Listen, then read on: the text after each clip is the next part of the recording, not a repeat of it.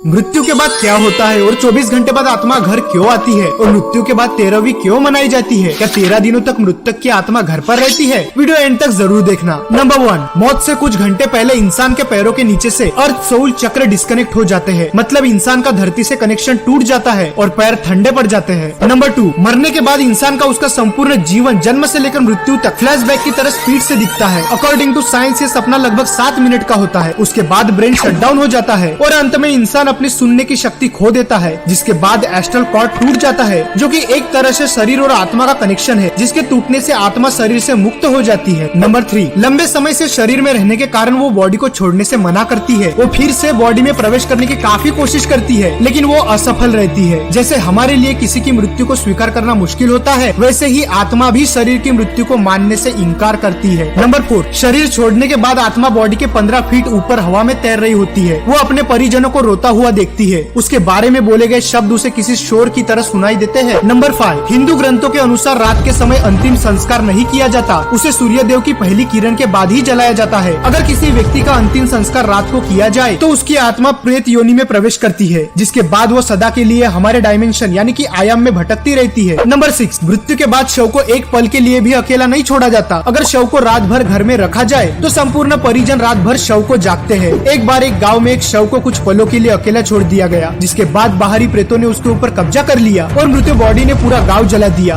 गांव में हनुमान जी का एक मंदिर था। भूतों प्रेतों से भरी हुई बॉडी जैसे ही हनुमान जी के मंदिर के सामने से गुजरी, उन आत्माओं ने हनुमान जी की मूर्ति देखी और फिर डरकर उस बॉडी को छोड़ दिया। तब से लेकर आज तक कोई भी डेड बॉडी को अकेले छोड़ने की गलती नहीं करता। नंबर 7, अंतिम समय में 2 यमदूत आते हैं। वो मरने वाले के साथ जैसा उसने संपूर्ण जीवन लोगों से व्यवहार किया था, ठीक वैसा ही व्यवहार उसके साथ करते हैं। अगर मरने वाला अच्छा आदमी है तो वो इजीली प्राण त्याग देता है, परंतु वो पापी है तो यमदूतों के टॉर्चर से वो तड़प तड़प कर मरता है। नंबर 8, जिसके बाद आत्मा को एक प्रकाशमय गुफा से होते हुए यमदूत यमलोक लेके जाते हैं। रास्ते में वैतरणी नदी पार करते हुए आत्मा को जाना होता है। ये नदी आग से लथपथ होती है। जिसने अच्छे कर्म किए वो इजीली इस नदी को पार कर लेता है, लेकिन अगर कोई पापी व्यक्ति है तो उसे काफी पीड़ा भोगनी पड़ती है। नंबर 9, जिसके बाद उस आत्मा को यमराज के सामने खड़ा कर दिया जाता है। फिर चित्रगुप्त जी उस व्यक्ति के पाप और पुण्य का लेखा जोखा यमराज के सामने रखते हैं। उसके कर्मों के आधार पर उसे स्वर्ग या नर्क भेजा जाता है। गरुड़ पुराण के अनुसार कुल 36 प्रकार के नर्क है। यहाँ बताई गई यातनाएं किसी की कल्पना से भी खतरनाक है। नंबर 10, अगर कोई व्यक्ति सुसाइड यानी आत्महत्या करके प्राण त्यागता है तो उसे और भी कठिनाई सहनी पड़ती है, क्योंकि उसने निर्धारित समय से पहले ही हार मान ली। ये शरीर हमारा नहीं है, ये किराए का मकान है जिसे कुछ समय के लिए यूज करने के लिए मिला है। ये मिट्टी का है और एक दिन मिट्टी में ही मिल जाएगा। नंबर 11, गरुड़ पुराण के अनुसार हमारे वास्तविक जीवन में किए गए हमारे कर्म ही हमें स्वर्ग या नर्क दिलाते हैं। उसके बाद अगर कोई साधु या तपस्वी है तो उसे मोक्ष की प्राप्ति हो जाती है। नंबर 12, सबसे बड़ा सवाल, ये सब बातें हमें कैसे पता?